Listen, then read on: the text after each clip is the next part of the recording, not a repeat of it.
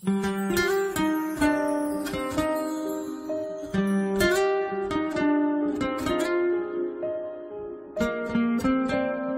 sering meneliti karangannya Said Muhammad, banyak dan saya baca. Itu selalu wa sahbihi ajmain.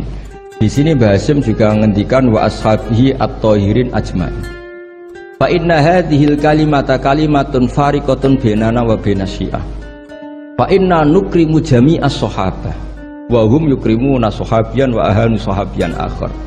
Itu harus disarai, jangan menjadi monoton ajmain. Saya ngaji di mana-mana selalu pakai khutbah yang konvensional wa ala ali wa sahbi ajmain. Selain males ya khutbah sing ngengkek, juga agak tipikal orang ngengkek. Meskipun saya bisa bahasa Arab. Karena ajma ini kalimatun fariqah. Bahwa yang membedakan kita dengan kelompok itu adalah kita menghormati semua sahabat. Jika Mbah Hasyim ketika mengatakan ajmain dengan energi yang luar biasa, bukan monoton ajmain. Nah sekarang banyak santri yang bilang ajmain itu mergo hafalane mau ajmain. Maksudnya piye ya ora roh. Pokoknya ngarepin nun, Rabbil Alamin, Mursalin, Ajmain. Itu santri kriminal ya. Itu harus ditobatkan ya. Kalau saya jadi gurunya, jadi Pak Musta'in itu tidak saya luluskan di Ma'had Alim. Karena ngelafatkan Ajmain orang Jawa itu ora paham. Jadi Ajmain itu kalimatun fariqah bainana wa bainas syiah fa inna nukrimu jami'as sahabah. Jadi semacam maklumat. Semacam apa? Malu. Begitu juga menyangkut sholawat. Ini ada Bul Muta'alim, kebetulan saya kaji itu An-Naur Robek, karena itu cara saya memarahi Ma'had Ali di sini nanti. Marahi itu bagus lah. Karena kadang-kadang ilmu harus disampaikan dengan marah, tapi tidak emosi. Sayyid Zabidi ketika memaknai sholawat itu luar biasa. Sampean bisa ngecek di Fadhailus Sholawat ala Rasulillah sallallahu alaihi wasallam. Itu kalau ngendikan itu wah luar biasa. Nabi itu jadi nabi setelah Isa bin Maryam yang dituhankan. Kita tahu Isa itu solehnya Masya Allah, gak punya istri, gak punya anak, gak punya harta, gak punya apa-apa. Dan kalau dipisai orang ya tidak balas, ditabok kanan dikasih kiri, pokoknya terlalu sempurna sampai dianggap anak Tuhan. Nabi itu jadi nabi itu setelah Nabi Isa. Nabi yang begitu dimuliakan sampai dianggap sebagai anak. Jika Nabi itu ada traumanya. Saking traumanya Nabi itu kalau dahar itu di depan umum dan duduknya agak kurang priayi. Hingga kalau ada orang lewat yang belum iman bilang, hadar rajul alladzi yas'umu annahu nabiyyun ya'kulu kama ya'kulul abdu. Ini tahu orang yang mengira dirinya nabi, tapi kalau makan tidak priayi. Seperti makan gaya makannya budak. Tapi Nabi dengan rileks ngendikan wa ayu abdin a'badu minhu. Siapa budak yang lebih baik ketimbang keperbudakan saya? Muridan bidzalika abdullah. Beliau merasa itu sebagai hamba Allah. Tapi apa yang terjadi? Itu perlawanan Nabi terhadap status bahwa seorang Nabi itu Tuhan. Nabi melawan terus menerus. Sehingga ulamanya juga ikut mengatakan gitu. Di antara ciri khas Nabi apa? Al-a'rad al-basyariyah. Beliau harus punya sisi sebagai manusia. Karena itu bentuk perlawanan terhadap penuhanan Nabi. Yaitu zaman Nabi siapa? Isa. Akhirnya Nabi itu daharnya ya ibadah. Tidurnya ya ibadah. Nikahnya ya ibadah. Justru barokahnya Nabi nikah. Huwa basarun, buktinya yangkih, beliau menikah. Beliau juga basar, buktinya punya anak. Jadi semua yang terjadi pada Nabi itu bentuknya semuanya tauhid. Nafyul uluhiyah anil basar dan isbatul uluhiyah hanya kepada Allah Subhanahu. Harusnya Ma'had Ali itu punya kualitas seperti itu. Sehingga wong ajmain nggak ditakriri ini saya curiga. Iya ya kalimat sepenting itu nggak ada penjelasannya. Nggak ada tahqiqnya. Ini yang keliru semoga gurunya. Nggak perlu pengasuh, nggak berani ya. Nah, jika kata Sayyid Zabidi, hadhil ummah masunatun wa mar'iyatun, dari kesalahan umat ini pasti terjaga, tidak mungkin salah kayak umatnya Nabi Isa. Bi barokati sholat ala Rasulillah sallallahu alaihi wasallam. Cara berpikir gimana? Begini, Allahumma itu Tuhan. Ya Allah saya minta sholli, berikan sholawat terbaikmu ala Muhammad. Sehingga Allah tetap posisi pemberi. Apapun hebatnya Nabi itu penerima. Sehingga jelas aturan mainnya. Engkau pemberi, Rasulullah apapun hebatnya penerima. Dan ketika kita bilang Allahumma sholli afdholas sholat, sholawat terbaik engkau kasihkan sama hamba terbaik engkau. Jika jelas ini Tuhan, ini hamba terbaik. Dengan sholawat maka umat ini tidak akan menuhankan kanjeng Nabi Muhammad SAW apapun sempurnanya Nabi. Nah, ini sekarang banyak orang sholawat tuh pakai target 1000 khasiatnya gini, 100 begini. Oh itu juga kriminal menurut saya. Dalam konteks ilmu ya, jadi dalam konteks mujarrobat atau primbon itu bagus. Tapi kalau dalam konteks ilmu itu tersangka. Ini kata Said Zabidi, bukan kata saya yang ngarang kitab Ithaf. Dan kita tahu Mbah Hashim ngaji sama Mbah Mahfud. Mbah Mahfud punya abah juga gurunya Mbah Abdullah, Mbah Abdul Manan. Nah, Mbah Abdul Manan ini orang yang lazama Sayyid Zabidi Shahibul Ithaf. Itu luar biasa. Saya mohon ilmunya Mahatali seperti itu. Jika kata Sayyid Zabidi, wa Muhammadun wa in jalla qadru yahtaju ila sholatihi ta'ala. Apapun hebatnya Nabi, jalla qadru tetap butuh pada Allah. Dan itu jadi bagus karena Allah pemberi, Nabi penerima. Artinya hadil ummah tidak akan terjadi penuhanan terhadap Nabi Muhammad SAW bi barokatis sholawat. Dengan pemahaman seperti ini. Sehingga Sayyid Muhammad kalau muji Nabi, semua ulama kalau muji Nabi pasti tidak meninggalkan kata yang ada di Burdah. Dak mat da'at hun nasara fi nabihim. Wis ke muji Nabi sak karep-karepmu, tapi dak ninggalo sira mak ing perkara iddaat hun nasara fi nabihim. Hindari pengkultusan yang berlebihan kayak yang dilakukan orang Nas. Tapi setelah itu dak mat da'at hun nasara fi nabihim wahkum bima syi'ta madhan fihi wahtakimi. Setelah kamu enggak terjebak paham Nasrani, silahkan muji Nabi setinggi-tingginya. Mansub ila adatihi masyi'ta min sarafin mansub ila qadrihi masyi'ta min idhami fa inna fadla rasulillahi laisa lahu haddun fayuriba anhu natikun bifami dan seterusnya. Jadi ini Mahatali, bukan mubtadiin, bukan anak-anak. Jadi saya dulu dikasih Gus Fahmi itu siapa, pokoknya kitab ini pernah tak pelajari. Tapi saya senang belajar yang agak tukaran. Jadi kitabnya Basim agak serius saya pelajari itu memang Al-Jasus Antahrimin Nagus, karena saya punya yang dari Maktabah Turmusiyah sudah geger sama saya pakai Mas Kumambang itu dijadikan satu, jadi kitab seri itu Gus Fahmi, seri tarungnya itu. Tapi nggak apa-apa, ini kan ilmiah jadi bagus. Dulu tuh lama kalau bentrok itu rukun, enggak kayak sekarang. Biasa debat ya lucu saja karena ilmu. Sekarang enggak. Imam Syafi'i itu ya biasa ada cocok sama Imam Malik. Padahal Imam Malik itu gurunya, tapi urusan apa? Urusan ilmu. Jika cerita di keluarga Termas itu paling masyhur, saya pernah ngisi acara akhir sanas di Termas itu. Mbah Hashim itu mau ke Termas sama Mbah Dimyati, semua kentong beduk disterilkan. Karena yang datang Mbah Hashim yang ngaramkan beduk sama kentong. Itu Mbah Hashim senangnya bukan main, karena pondok Termas setua itu nggak pakai kentong dan beduk, berarti seide. Setelah jagungan sama Mbah Dimyati, ternyata ada santrinya. Sampun Mbah beduk mun kalau dilekno sedanten. Itu kagetnya. Oh, ternyata akal-akalan itu. Saking lugunya santri pas masih jagoan sama Mbah Hashim. Sampun kalau dilekno sedanten Mbah kentong kalian beduk mau aman. Tapi Mbah Hashim sudah di situ. Saking lugune mau saking gobloke terserah lah. Dan itu dulu nggak masalah. Dulu nggak masalah. Karena penghormatan pada ilmu. Abu Hanifah itu tidak pernah kunut. Imam Syafi'i ketika sholat di masjid Abu Hanifah tidak kunut. Ikroman di hadzal madhab. Saya memuliakan madhabnya Abu Hanifah. Jadi saya mohon kualitas ilmu itu dijaga, terutama yang semacam maklumat. Kayak tadi Mbah Hashim bilang wa ashabihi at-thayyibin ajma'in. Kata ajma'in itu penghormatan. Kata at-thahirin juga penghormatan. Ciri khas ahli sunnah adalah berpendapat kullu ashabi Rasulillah udulun. Semua sahabatnya Nabi itu adil. Entah Bani Umayyah sekalipun itu adil. Sehingga Imam Bukhari meriwayatkan kadang ya dari Abi Sufyan, dari Muawiyah. Dan itu Mbah Hashim terang-terangan nyifati ashabihi at-thahirin. Nah, jadi ini maklumat. Lagi-lagi gak ditahqiqi ini. Ya, jadi ini crackers ya. Ya sudah tahu ini kemana. Pokoknya saya ngomong saja biar punya kegiatan. Loh, karena ini majelis ilmu sehingga saya agak kasar lah, karena ini majelis ilmu. Jadi orang itu harus, makanya Dibak berjanji itu punya kualitas luar biasa itu juga karena maklumatnya.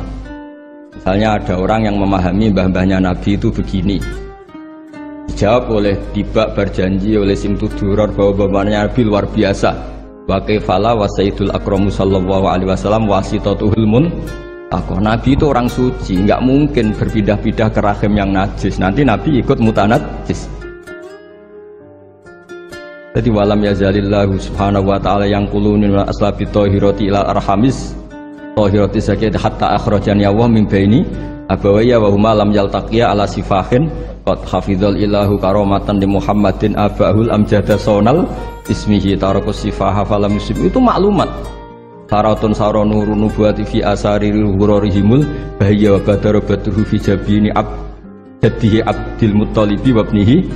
Semua itu maklumat. Nah, sebuah karangan kayak Mbah Hashim itu harus semuanya maklumat. Jadi ketika beliau Mbah Hashim menghentikan adabul alim, orang alim itu banyak, tapi harus punya adab. Jadi orang dulu itu kalau ngendikan kualitasnya itu luar biasa.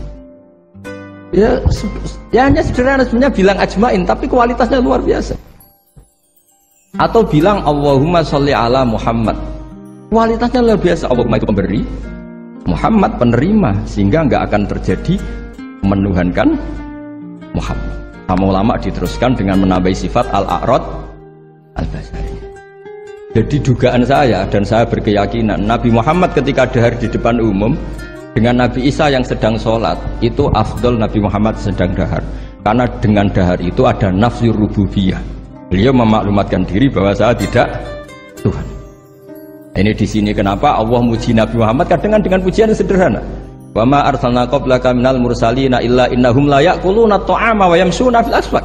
Karena akluhum at-ta'am adalah maklumat bahwa beliau-beliau tidak Tuhan. Karena sampean sing mangan kan mergo lesu. Gak jelas untuk apa, atau mumpung gratis. Gak ada ibadahnya sama sekali gitu. Gak ada ibadahnya sama sekali. Tapi kalau seorang nabi dahar di depan umum itu maklumat. Makanya mal masih ibnu Maryam ila rasul qad khalas min qablihir rusul wa ummuhu siddiqah kana yakulani tu'am. Loh, orang sebesar nabi loh hanya diberi status ini doyan makan. Itu kalau ada orang alim, misalnya ada orang alim alama, Dr. Musta'in itu suka makan, itu kan tidak madeh. Tapi kalau seorang nabi itu madeh, karena dengan makan itu sama dengan nafyur rububiyah. Jika Nabi Isa disifati Allah kana yakulanit. Nah ini cerita-cerita jaga kualitas apa? Ilmu atali. Jadi ya sudah seperti saya di sini, jauh-jauh dari Rembang ke sini ini jaga kualitas adab. Wong diutus cucunya Mbah Hashim. Tapi tidak tahu kalau keseringan yang nyuruh yang agak dolim enggak ada. Tapi saya sudah benar jaga apa? Adab. Ini ada bulik saya karena sama-sama cucu dari Bani Abdul Aziz. Tapi ini cerita, jadi ilmu itu harus dijaga kualitasnya. Sama seperti ulama dulu bilang begini, tafsir Jalalain misalnya. Tafsir Jalalain itu kalau ngarang sederhana, tapi kualitasnya masya Allah. Wa yuqaddaru qabla qaulihi ta'ala iyyaka na'budu qulu. Hanya gitu dok, tapi itu kualitasnya luar biasa. Sekarang anak-anak Matali ini nggak ngetes gurunya, anak-anak saja, biar kalau salah pantas. Kalau guru kan nggak pantas, apalagi pengasuh, ini anak-anak saja. Iya anak budu itu dawuhnya Allah pada dawuh Kanjeng Nabi. Ndak anak-anak aja, disuruh jawab murid jenengan. Iya anak budu itu dawuhnya Allah pada dawuh Kanjeng Nabi. Itu kalau Quran itu dawuhnya siapa? Kalau itu dawuh Allah, Nabi, Allah ngendikan itu kepada Nabi, problem enggak? Kepadamu kami menyembah. Problem enggak? Problem. Untuk menghilangkan problem itu sebetulnya sebelum iyaka itu ada kata kulu atau kul. Muhammad, kamu harus mengatakan iyaka na'budu. Bukan Allah langsung ngendikan kepada Nabi iyaka na. Kalau begitu maknanya berarti aku nyembah kue. Fatal gak? Fatal. Jadi kelihatannya hanya sederhana. Wa yuqaddaru qabla qaulihi ta'ala iyyaka na'budu qulu. Karena hanya dengan cara itu makna menjadi sah. Yaitu Nabi dilatih Allah Muhammad katakan iyyaka na'budu. Akhirnya Nabi menirukan iyyaka na'budu. Memang iya karena butuh dawe Allah, tapi yang dilatihkan untuk Kanjeng Nabi. Jelas nih kan? Nah itu cara jaga kualitas apa? Jadi hal-hal yang kecil itu. Begitu juga koma atau fasal. Alhamdulillahilladzi anzala ala abdil kitab wa lam yaj'al lahu iwaja qayyima. Itu kalau tidak difasal dengan sakta, maka maknanya Tuhan yang tidak menjadikan Quran itu iwajan, tidak dibikin bengkok, qayyiman ya tidak dibikin. Berarti Quran itu ya agak bengkok, agak lurus. Itu fatal. Tapi kalau diberi jeda fasal atau sakta, Allah tidak menjadikan Quran sebagai yang bengkok, berhenti. Maknanya agak bengkok itu apa? Qayyimah. Makanya terus ada sakta. Karena dengan sakta itu qayyimah menjadi penjelas lam yaj'al iwaja. Tapi kalau langsung maka ada tasallutul amil lam yaj'al pada iwaja. Tapi kalau dipotong itu Allah yang tidak menjadikan Quran sebagai iwaja, berhenti. Tidak iwaja itu apa? Qayyimah. Hingga terus diharuskan ada sakta. Jadi ibarat ginilah, saya sebagai kiai Anda bilang, "Cung celokno Zaid, cung aja nyeluk Zaid." Berhenti Umar, mana jangan nyeluk Zaid, tapi panggilkan Umar. Tapi kalau jangan panggilkan Zaid, Umar, Bakar, semuanya dilarang dipanggil. Sehingga kamu jangan hanya mentang-mentang ngaji, pokoknya anut guru sakta, jangan seperti itu tidak mahatali. Maksudnya sampai tahu kenapa harus terjadi apa? Begitu seterusnya di surat Yasin. Qalu ya wailana manfa'atana mim marqadina hadza ma wa'adar rahman. Ketika orang-orang kafir bangkit dari kuburan, itu mereka tanya, manfa'atana mim marqadina. Siapa sih yang bangkitkan kami? Enak-enakan mati kok ada yang bangkitkan. Nah ini qaulu mustafhimin atau su'alu sa'ilin. Terus dijawab hadza ma wa'adar rahman wa sadaqal. Ini sudah janji Allah. Nah berhubung hadza itu qaulu mujawibin, yang pertama qaulu sa'ilin dipisah dengan sakta. Jadi sakta itu tidak main-main, memang satu keharusan. Kalau dibaca langsung ya Mamba'atana mimar kodina hadza, berarti siapa yang bangkitkan kami, yang bangkitkan Allah. Ngomong-ngomong dewe dijawab-jawab dewe. Itu gak mahatali. Jadi kualitas ilmu itu dijaga sampai sedemikian rupa. Nah makanya saya baca An-Naur Robe itu luar biasa ketika Mbah Hashim memberi warning, ilmu itu dijaga kualitasnya per item, per huruf. Karena kualitasnya ilmu ya di situ itu. Ya saya ulang lagi, kualitasnya ilmu di situ. Sama-sama mengatakan ajmain. Jadi kalau mengatakan orang sekali Said Muhammad, sekali Mbah Hashim, sekali Mbah Mun, Mbah Karim, Mbah Maksum Ali itu maklumat. Iki lho cung ahli sunnah. Ciri khasnya apa? Ikramu jami'is sahabat.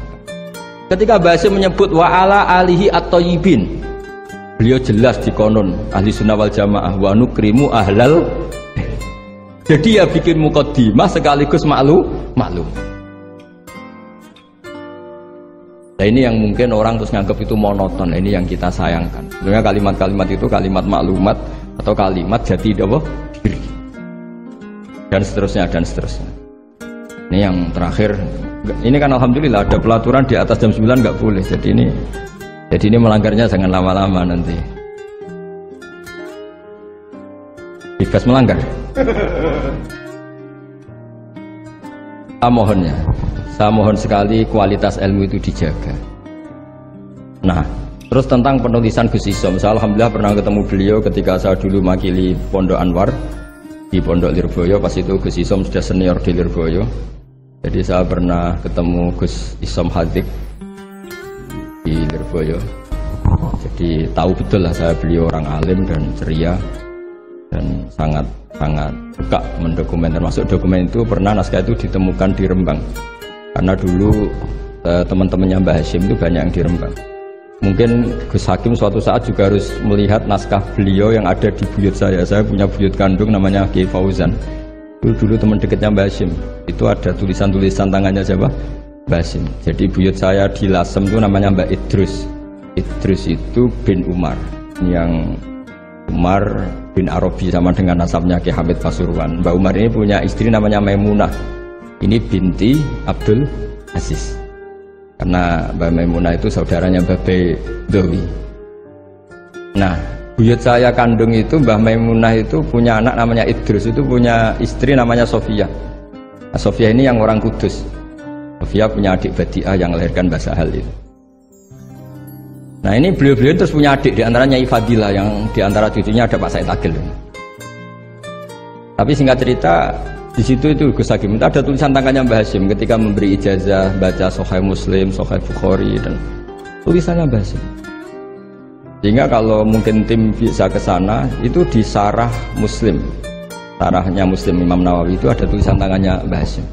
Itu tanda tangannya begini, kata bahu bibananihi muhauqilan wa musabbihan, mem gini Hasyim Asy'ari. Beliau kalau nanda tangan itu diberi tambah, saya menulis ini bersamaan dengan membaca tahlil dan tasbih, muhauqilan wa musabbihan. Saking religiusnya Mbah Hasyim. Jadi di beliau kalau di kitab saya itu milik buyut-buyut itu. Sehingga saya alhamdulillah sekarang sambung sama Gus Hakim, sambung Gus-Gus di sini. Saya senang sekali. Kalau ngeritik itu tidak ngeritik, tadi yang ngomong saja lah, supaya karena tadi Mbah Hasyim ngaji sama Mbah Mahfud, maksudnya di antara gurunya Mbah Mahfud selain Syekhona Khalil, dan Syekhona Khalil di akhir hayati ketika Mbah Hasyim baca Bukhari, beliau datang ke sini, ila istafada minhu sebagai bentuk pengakuan kalau Mbah Hasyim adalah tokoh yang luar biasa. Sehingga hadara majlisahu syaikhuhu, ketika beliau ngajar Bukhari itu Syekhona Khalil pernah datang ke sini ke Tafsir. Nah, saya berharap kualitas ilmu itu seperti itu. Baca sholawat itu adalah bentuk penghormatan kita kepada Rasulullah SAW, bahwa beliau mendapat sholawat terbaik dari Tuhan Yang Maha Esa. Tapi sekaligus maklumat, kita tidak akan kecelakaan kayak yang dialami orang apa? Nasrani. Karena jelas Allah pemberi, Nabi penerima. Apalagi ditambahi abdika wa rasulika, tambah maklumat bahwa apapun hebatnya Nabi tetap abdu. Sehingga sifat terbaik Nabi apa? Abdullah. Hingga ketika peristiwa Mi'raj sedahsyat itu Allah nyifati subhanalladzi asra bi abdihi. Nah, dengan cara-cara seperti itu kita menjaga kualitas ilmu. Tapi kalau kita tidak mengingatkan itu, ya dikira itu lafaz yang monoton, yang copy paste, yang klise, yang biasa. Maka ini belum saya ngakhiri ini, saya baca yang An-Na'u. Ini kitab saya yang beda sama halamannya mungkin sama jenengan, tapi nggak apa-apa lah. Apa? Enggak, yang anak-anak kan punyanya yang ini. Anak-anak punyanya yang apa? Yang dimiliki anak-anak? Oh, ya kalau yang di cetakan Irsadusari itu halaman 46, tapi kalau yang di cetakan ini pokoknya ikutnya An-Na'ur Rabi'. Tidak, supaya ngerti betapa Mbah Hasyim ingin santri-santrinya itu detail.